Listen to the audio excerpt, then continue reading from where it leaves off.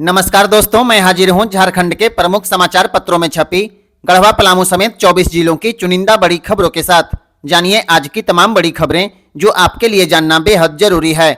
चाहे बात हो मैया सम्मान योजना की, पीएम और अबुआ आवास की, या फिर राशन कार्ड और पेंशन जैसी योजनाओं की। झारखंड में पुरुषों का नसबंदी किया जाएगा, इसके लिए स्वास्थ्य विभाग की ओर से राज्य स्तरीय अभियान की शुरुआत कर दी गई। गुरुवार को स्वास्थ्य मंत्री डॉक्टर इरफान अंसारी ने इस अभियान की शुरुआत की है। नामकुम स्थित आईपीएच सभागार में राज्य स्तरीय पुरुष नसबंदी अभियान सह सम्मान समारोह का आयोजन किया गया, जिसका शुभारंभ स्वास्थ्य मंत्री ने किया। नसबंदी अभियान के वाहन को हरी झंडी दिखाकर उन्होंने रवाना किया। डॉक्टर अंसारी ने कहा कि पुरुषों की जिम्मेदारी बढ़ेगी तो परिवार और समाज दोनों मजबूत होंगे। आपको बता दें, महिलाओं के बंध्याकरण पर सरकार 2000 रुपए और पुरुष नसबंदी कराने पर पुरुष लाभुक को 3000 रुपए की प्रोत्साहन राशि देती है। सरकार का उद्देश्य है पुरुषों की भागीदारी बढ़ाकर परिवार नियोजन को और प्रभावी बनाना है। प्रधानमंत्री नरेंद्र मोदी शुक्रवार की शाम को बिहार में एनडीए की जीत पर कहा कि बिहार के लोगों ने गर्दा उड़ा दिया, अब कट्टा सरकार कभी वापस नहीं आएगी। उन्होंने छठी मैया के जयकारे भी लगाए हैं। वे शाम को 6:51 पर दिल्ली में भाजपा मुख्यालय पहुंचे। उन्होंने कार्यकर्ताओं का गमछा लहराकर अभिवादन किया। इस दौरान सारे कार्यकर्ताओं ने भी गमछा लहराया। मौके पर सबसे पहले भाजपा अध्यक्ष जेपी नड्डा ने कहा कि जनता ने जंगल राज के खिलाफ विकास को चुना है। बिहार में एनडीए की सरकार बनी है। गठबंधन को 243 में से 202 सीटों पर जीत हासिल हुई, जो रिकॉर्ड है। महागठबंधन के खाते में सिर्फ 35 सीटें ही आई हैं। बिहार में सरकार बनाने के लिए 122 सीटों की जरूरत होती है। प्रधानमंत्री ने कहा कि हम बिहार को और देश को विकसित बनाएंगे। जिस पार्टी ने दशकों तक देश पर राज किया, उस पर से जनता का विश्वास लगातार घट रहा है। उन्होंने कहा कि कांग्रेस देश के कई राज्यों में सालों से सत्ता से बाहर है। बंगाल में 50 साल से कांग्रेस सत्ता में वापस नहीं आई। कांग्रेस लगातार 3 लोकसभा चुनाव में 3 सीटों की संख्या तक भी नहीं पहुंच सकी है। प्रधानमंत्री ने कहा कि कांग्रेस अब मुस्लिम लीग माओवादी कांग्रेस यानी एमएमसी बन गई है। पीएम किसान योजना की 21वीं किस्त का इंतजार अब समाप्त हो गया। बिहार चुनाव के दिन किसानों को खुशखबरी मिली है। 19 नवंबर को किसानों के खाते में 2-2 हजार रुपए की राशि ट्रांसफर की जाएगी। यह जानकारी पीएम किसान सम्मान निधि के एक्स अकाउंट पर दी गई है। आज यानी 14 नवंबर को सरकार ने एक्स पर इसकी जानकारी दी है। किसान भाइयों को कई महीनों से इस किस्त का इंतजार था। अब उनका यह इंतजार 19 नवंबर को खत्म होने वाला है, क्योंकि सरकार ने खुद ही इसकी घोषणा कर दी है। हालांकि किस्त ट्रांसफर करने की जानकारी देने के साथ ही सरकार की ओर से एक जानकारी और दी गई है। यह जानकारी रजिस्ट्रेशन को लेकर के है। पोस्ट में लिखा गया, पीएम किसान की 21वीं किस्त का हस्तांतरण 19 नवंबर 2025 को किया जाएगा। कृपया लिंक पर क्लिक करें और अभी रजिस्टर करें। आपको बता दें, सरकार की ओर से इस घोषणा के साथ ही झारखंड और बिहार के किसानों को फायदा होगा और उनके खाते में 19 तारीख को 21वीं किस्त के 2-2 हजार रुपए पहुंच जाएंगे।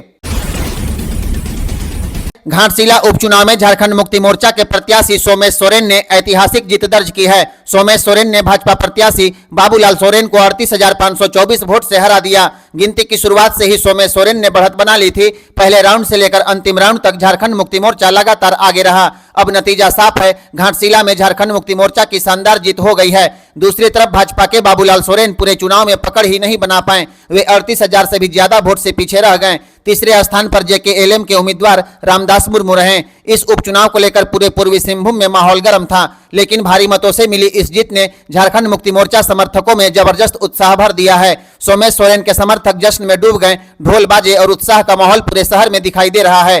घाटशिला उपचुनाव का साफ संदेश है, जनता ने फिर एक बार झारखंड मुक्ति मोर्चा पर भरोसा जताया है। खेसारी लाल यादव चुनाव हार गए। आपने सही सुना, खेसारी लाल यादव जिनकी लोकप्रियता पूरे देश में है, लेकिन छपरा की जनता ने इस बार उन्हें नकार दिया। पूरे मतदान के दौरान भोजपुरी सुपरस्टार और राजद के प्रत्याशी खेसारी लाल यादव को लेकर भारी चर्चा थी। राजद को उम्मीद थी खेसारी का स्टारडम वोट में बदल जाएगा, लेकिन नतीजे कुछ और ही कहानी कह रहे हैं। छपरा सीट पर वोटों की गिनती के हर राउंड में खेसारी लाल यादव पीछे होते चले गए और अंत में वे मुकाबला हार चुके हैं। खबर यह भी है कि भाजपा और महागठबंधन के बीच टक्कर तीखी रही, लेकिन खेसारी लाल इस मुकाबले में खुद को टिकाए नहीं रख पाए। राजनीति में एंट्री की खेसारी की यह पहली बड़ी परीक्षा थी, लेकिन जनता ने साफ संदेश दिया है, राजनीति सिर्फ ग्लैमर नहीं, जमीन से जुड़ाव और काम के आधार पर वोट मिलते हैं। यह चुनाव नतीजे राजद के लिए बड़ा झटका माना जा रहा है। हालांकि चुनाव आयोग ने अभी तक आधिकारिक रूप से हारने की घोषणा नहीं की है।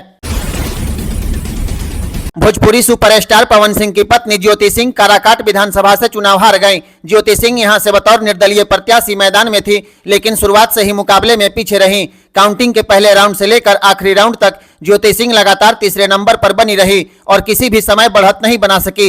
इस सीट पर जनता ने साफ संकेत दिया, इस बार मुकाबला बड़े दलों के बीच है। निर्दलीय उम्मीदवार होते हुए भी ज्योति सिंह को जनता का कुछ समर्थन जरूर मिला, लेकिन जीत तक पहुंचने के लिए पर्याप्त नहीं था। आपको बता दें, ज्योति सिंह को कुल 17,000 वोट मिले हैं। काराकाट का यह चुनावी नतीजा इस बार खूब सुर्खियों में है। यहां से CPI-ML के प्रत्याशी अरुण सिंह चुनाव जीते हैं, क्योंकि पवन सिंह के स्टारडम के बावजूद उनकी पत्नी चुनाव में सफलता हासिल नहीं कर पाई। फिलहाल काराकाट सीट के मुकाबले की विजेता अरुण सिंह हैं। लालू प्रसाद यादव के दोनों बेटों के चुनावी नतीजों में बड़ा अंतर साफ दिख रहा है। सबसे पहले बात करेंगे राघोपुर विधानसभा चुनाव की। राघोपुर से एक बड़ी खबर सामने आई है। राजद नेता और पूर्व डिप्टी CM तेजस्वी यादव ने शानदार जीत दर्ज की है। करीब 12,000 वोटों के बढ़त के साथ वे चुनाव जीत चुके हैं। तेजस्वी एक बार फिर बिहार की राजनीति में अपनी पकड़ साबित करते हुए दिख रहे हैं, लेकिन दूसरी तरफ परिवार के बड़े बेटे तेज प्रताप यादव के लिए खबर अच्छी नहीं है। महुआ सीट से उनकी हार लगभग तय मानी जा रही है। काउंटिंग में लगातार पीछे होने के बाद अब तस्वीर लगभग साफ हो चुकी है।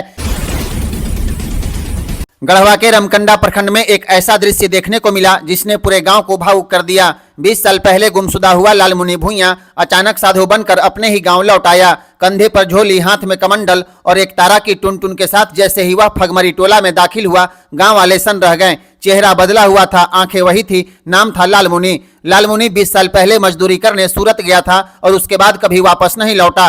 परिवार वालों ने सालों तक तलाश की, लेकिन कोई सुराग नहीं मिला।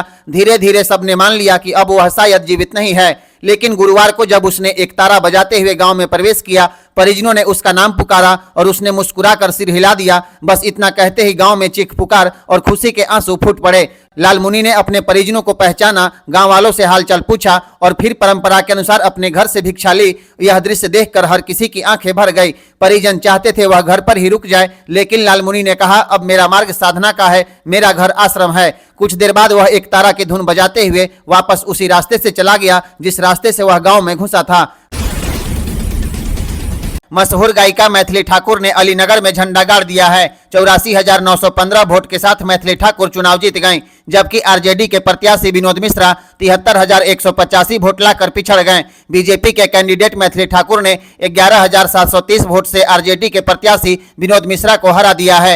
हालांकि इलेक्शन कमीशन की तरफ से अब तक मैथिली ठाकुर के जीत की आधिकारिक तौर पर घोषणा नहीं की गई है। इसके अलावा अलीनगर सीट पर प्रशांत किशोर की पार्टी के प्रत्याशी विप्लव कुमार चौधरी 2,275 वोट लाकर काफी पीछे रह गए। आपको बता दें, मैथिली ठाकुर एक लोक गायिका हैं। बिहार की अलग अलग भाषाओं में वह गीत गाती हैं। देश विदेश में वह पहले ही अपनी पहचान बना चुकी हैं, लेकिन जब से भारतीय जनता पार्टी यानी बीजेपी में शामिल हुई, वह सुर्खियों में हैं। अब तो उन्होंने अलीनगर से जीत हासिल कर ली, जिसके बाद से जश्न का माहौल कायम है। बिहार चुनाव का सबसे हाई प्रोफाइल सीट मोकामा, जिसके नतीजे पर पूरे बिहार की नजर थी, उसका नतीजा आ गया है। मोकामा से बाहुबली अनंत सिंह ने इस बार इतिहास रच दिया। जी हां, हत्या के एक मामले में जेल में बंद होने के बावजूद अनंत सिंह ने चुनाव में रिकॉर्ड 28,206 वोट से धमाकेदार जीत दर्ज की है। उन्होंने राजद के प्रत्याशी बीना देवी को भारी अंतर से हरा दिया। मोकामा में 2 दिन पहले से ही उनके समर्थक जश्न में डूबे थे। काउंटिंग में बढ़त मिलते ही बम पटाखे फूटने लगे, मिठाइयां बंटने लगी और लोगों ने सड़कों पर निकलकर खुशी का इजहार किया। मोकामा का यह नतीजा न सिर्फ चर्चा में है, बल्कि पूरे बिहार की राजनीति में नई हलचल मचा रहा है। बाहुबली अनंत सिंह जेल से भी चुनावी मैदान में छाए हुए हैं। झारखंड राज्य के स्थापना के 25 वर्ष पूरे होने पर आयोजित सिल्वर जुबली कार्यक्रम के दौरान 10 विभागों की 166 योजनाओं का शिलान्यास किया जाएगा। इन योजनाओं पर लगभग 5,992 करोड़ रुपए खर्च होने का अनुमान है। आगामी 15 नवंबर को झारखंड अपने गठन के 25वें वर्ष में प्रवेश कर रहा है। इसे लेकर पूरे राज्य में सांस्कृतिक कार्यक्रम का आयोजन शुरू हो चुका है। वहीं राज्य स्थापना दिवस पर रांची के ऐतिहासिक मोरहाबादी मैदान में आयोजित मुख्य कार्यक्रम में कई योजनाओं का शिलान्यास एवं उद्घाटन भी किया जाएगा। कार्यक्रम में कुल 10 विभागों के 5,992 करोड़ की 166 योजनाओं का शिलान्यास किया जाएगा। इसमें सबसे अधिक पथ निर्माण विभाग की 2,396 करोड़ की 66, जल संसाधन विभाग की 2,082 करोड़ एवं नगर विकास विभाग की 887 करोड़ की क्रमशः 24, स्कूली शिक्षा एवं साक्षरता विभाग की 61 करोड़ की कुल 21, उच्च एवं तकनीकी शिक्षा विभाग की 412 करोड़ की कुल 17 योजनाओं का शिलान्यास प्रमुख है। 30 नवंबर को रांची में भारत और दक्षिण अफ्रीका के बीच होने वाले एक दिवसीय मैच के टिकट के मूल्य की घोषणा कर दी गई।